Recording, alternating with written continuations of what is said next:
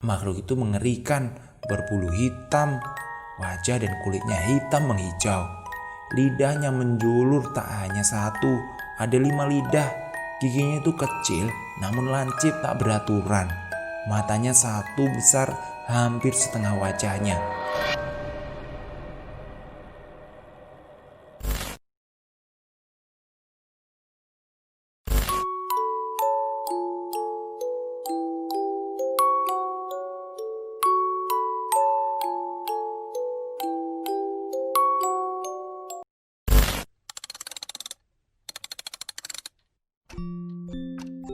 Mereka mengincar bayi-bayiku. Tulisan ini ditulis oleh @ayuika. Linknya ada di deskripsi. Buat teman-teman, tolong di follow ya. Terima kasih buat Ika Ayu yang udah ngizinin saya untuk bacakan tweet ini. Cerita ini berasal dari temanku. Sepenggal kisah yang mungkin terjadi pada siapa saja tanpa kita bisa menolaknya. Tapi yakin ya, akan kebesaran dan pertolongan Allah yang Maha Kuasa. Mari kita langsung ke ceritanya. Krak, krak. Aku terbangun dari tempat tidurku karena mendengar suara seperti kayu yang digaruk-garuk dengan kuku panjang. Kulihat jam menunjukkan 1 dini hari.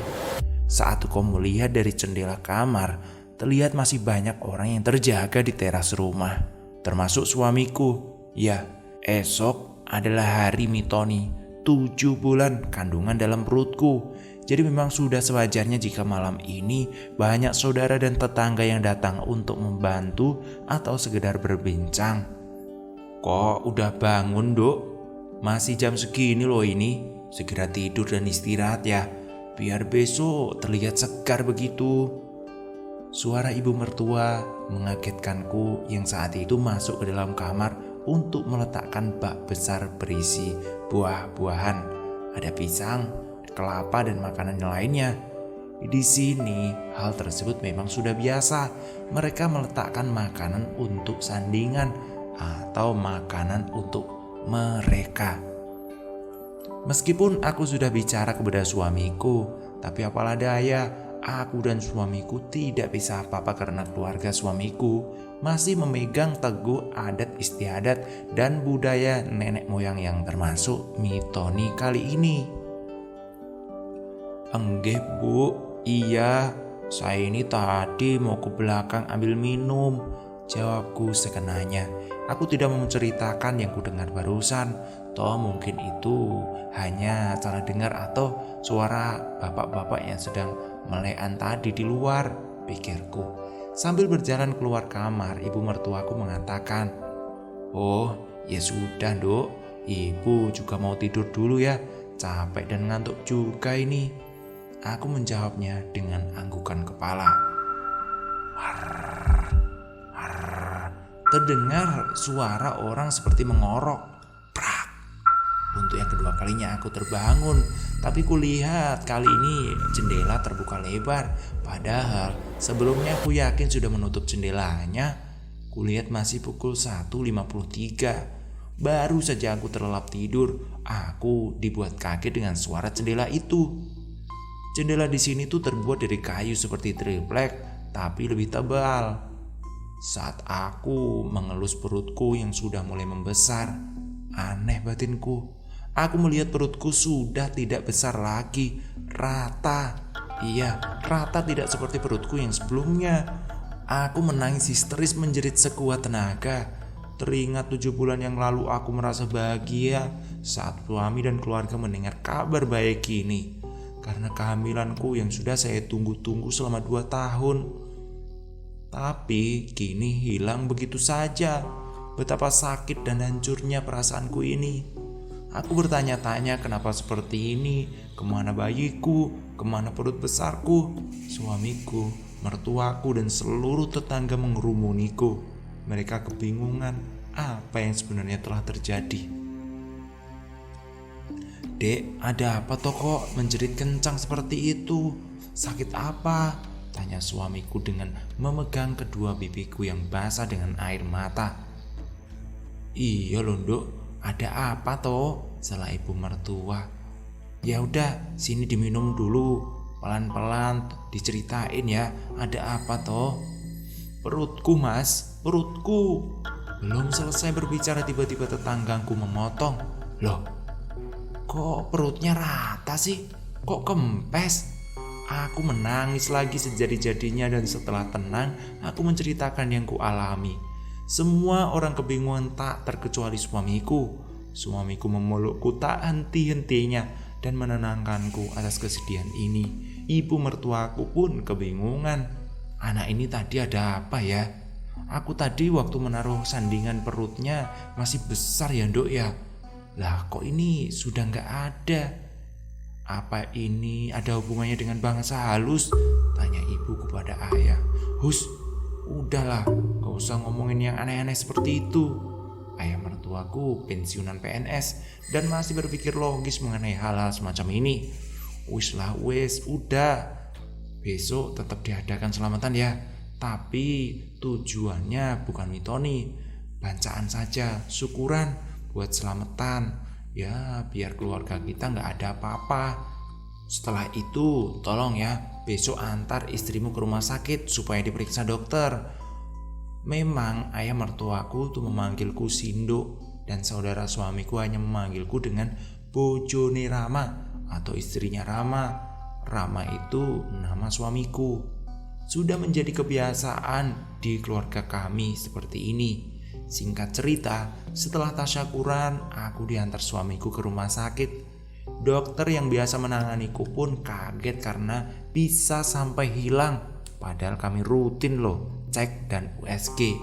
Dokter pun menjelaskan jika bisa saja ini terjadi atau hamil semu. Setelah beberapa bulan dari kejadian hilangnya bayiku, aku mendapatkan kabar gembira lagi. Ya, aku hamil lagi. Semua keluargaku bersyukur dan kali ini aku lebih hati-hati lagi.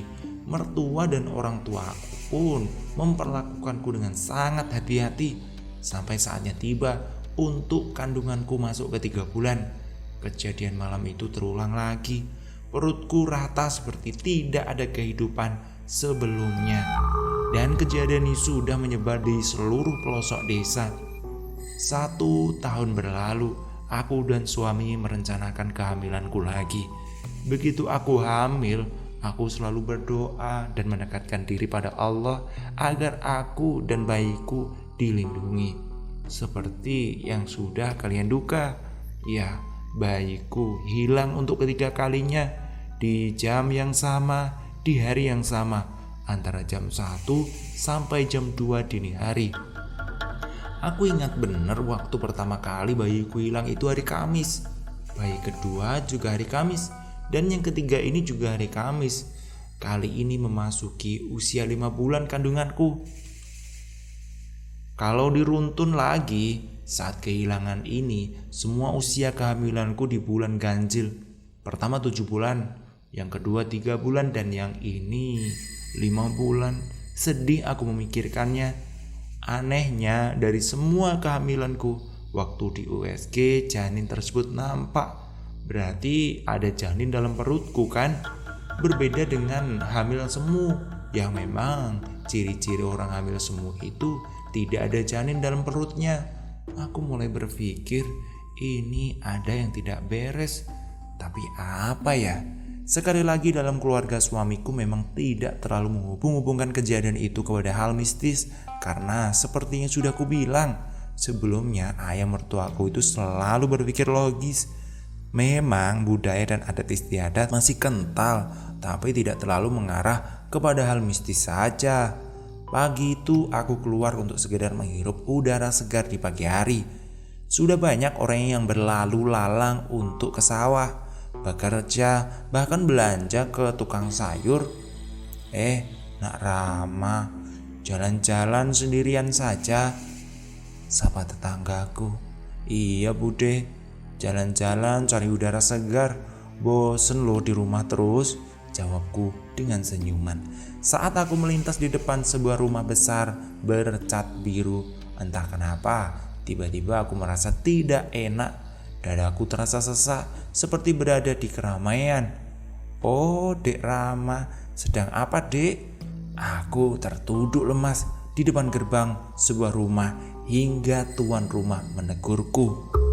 Kulihat wanita separuh baya memakai daster warna kuning corak merah dengan perutnya yang membesar. Aku ingat dia. Dia adalah Bu Sandi, istri dari Pak Sandi. Tentunya Pak Sandi adalah teman ayah mertuaku saat bekerja di sebuah instansi. Umur Pak Sandi sekitar 55 tahun, sementara ayah mertuaku sudah 63 tahun. Oh iya Bu Sandi, saya tadi kan jalan-jalan dan kecapean. Saya putuskan untuk duduk di sini sebentar. Ini saya mau melanjutin perjalanan lagi ya Bu. Maaf ya, jawabku sambil terbata-bata karena bingung. Iya gak apa-apa, gak masalah kok Dek. Adik mau mampir sebentar, sambilkan minum. Tunggu di sini ya. Belum sempat aku menjawab, Bu Sandi langsung ke dalam rumahnya. Dadaku masih sesak, tapi aku sudah bisa berdiri. Sini Dek, sini, duduk di sini, teriak Bu Sandi yang berada di teras dengan membawa segelas air putih. Aku duduk di depan Bu Sandi. Bu Sandi tersenyum ramah sambil bercerita betapa kerasannya di desa ini. Pak Sandi keluarganya memang pendatang, baru 5 tahun di desa ini, yang sebelumnya mereka dari kota. Dan ketika aku bertanya mengenai kehamilannya, Bu Sandi terlihat seperti orang yang tidak nyaman. Wajahnya berubah seketika, yang tadinya ramah menjadi sangat tegang. Sambil menyeringai, Bu Sandi berkata, "Semoga kamu ketularan saya ya. Saya dengar kamu habis keguguran kan? Sudah ketiga kalinya," ketus Bu Sandi tanpa menatapku lagi. "Amin Bu, amin. Terima kasih buat doanya. Semoga sehat selalu ya Bu. Ngomong-ngomong, berapa usia kehamilan ibu? Aku masih penasaran, entah kenapa aku berpikir kalau kejadian ini ada hubungannya denganku. Padahal aku tak punya bukti untuk menuduh Bu Sandi." 5 bulan Nak, jawabnya semakin ketus. Aneh, harusnya saat orang hamil ditanya tentang kehamilan, mereka pasti antusias dan senang berbagi cerita. Tapi ini kok berbeda. Bu Sandi malah terkesan tidak nyaman membicarakan hal apapun tentang kehamilannya kepadaku. Dadaku yang terasa masih sesak, bahkan semakin sakit. Kuputuskan untuk meninggalkan rumah Bu Sandi dan bergegas pamit. Setelah berjalan cukup jauh, dadaku sudah tidak sesak lagi, bahkan seolah tidak pernah sesak atau sakit sedikit pun. Aku segera berjalan pulang. Aku takut orang rumah mencariku. 3 hamil dan hilang membuatku tertekan dan trauma. Tapi suamiku selalu mendukung dan menyemangatiku. Akhirnya aku memutuskan untuk hamil lagi. Hamil kali ini Pak Deku datang. Beliau memang satu desa dengan keluarga suamiku. Tapi beberapa tahun terakhir beliau ditugaskan ke Pulau K untuk mengurus dan mengelola perkebunan. "Dok, budemu sudah cerita banyak tentangmu. Cerita semua tentang hamil yang kamu alami. Ini bawalah, simpanlah. Tapi ingat ya, jangan sampai dibawa ke kamar mandi. Ingat itu ya Dok." Tanpa bertanya, aku hanya mengangguk karena aku tahu Pak D adalah tipe orang yang enggan ditanya. Ketika ia tak menjelaskan, berarti ia memang tak perlu memberitahu. Pamanku seorang pelaku spiritual yang menganut ilmu putih.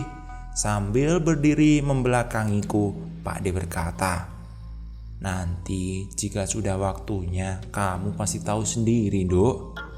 Meskipun usia 3 bulan aku mengandung, Pak D datang lagi. "Nanti kalau ada suara aneh-aneh, diam. Jangan bangun. Aku dan suamimu akan menjaga di depan. Paham?" Cerita ini diambil alih oleh suamiku. Jadi sekarang aku adalah suami. Sholawat dan istighfar, jangan sampai pikiranmu kosong ya Nak. Aku mengangguk dan mulai bersikir di dalam hati. Kami duduk di pondokan samping rumah, di mana pondokan tersebut bisa terlihat dari jendela kamar, di mana istriku tidur. Jam masih menunjukkan 11 malam. Aku dan Pak D sesekali berbincang ditemani kopi dan kacang. Kamu tahu nggak apa yang sebenarnya terjadi kepada istrimu itu, nak? Sebenarnya itu aku merasa ada yang tidak baik waktu mitoni dulu. Tapi ayah bilang disuruh banyak berdoa saja. Sebelum istri saya menjerit itu, saya ngobrol dengan tetangga. Tiba-tiba mata terasa berat dan lengket sekali. Saya kuat-kuatin untuk tetap terjaga, Pak D. Saya melihat ada asap hitam terbang ke barat arah kamar. Saya kira itu cuma perasaan saya saja. Maklum, orang sedang ngantuk kan. Ternyata gak lama kemudian istri saya menjerit. Ngantuk saya hilang seketika. Mata menjadi segar. Begitu, Pak D. Yaitu kamu itu disirep. Ajian untuk menidurkan orang agar terlelap dan ngantuk. Asap hitam itu yang ngambil bayimu. Tahu kamu bentuknya seperti apa? Seringai, Pak Deku. Aku pun menggeleng karena memang tak tahu apa-apa soal itu. Itu setan kiriman orang yang akan mengambil bayimu. Dalam Islam, jin Ummu Sibyan itu adalah jin yang suka dengan anak-anak, mengganggu orang yang sedang hamil, bahkan bisa mengumpat rahim wanita agar tidak bisa hamil. Jin Ummu Sibyan sangat mengerikan. Matanya satu besar dan berjalan dengan menempel di dinding seperti cicak, berkuku panjang tanpa rambut. Aku belum bisa memastikan, nak. Nanti lihat sendiri saja bentuknya seperti apa. Terus istriku gak kenapa kan, Pak D? Bayiku aman-aman saja kan? Tanyaku karena khawatir. Aku tidak mau bayiku diambil lagi untuk kesekian kalinya. Pak D hanya tersenyum. Insya Allah gak apa-apa. Sudah aku pagari memutar rumahmu. Istrimu juga sudah ada yang jaga. Tak terasa waktu sudah menunjukkan jam 12.40 dini hari. Ini tolong dibaca. Aku akan pergi dulu jaga badanku. Aku akan perang gaib dulu. Sembari memberikan selembar daun lontar yang bertulisan Arab.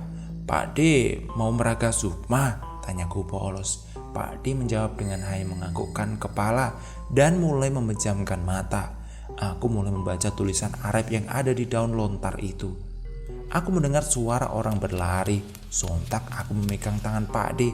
Tiba-tiba kepalaku terasa berat. Tapi anehnya aku merasa tubuhku sangat ringan.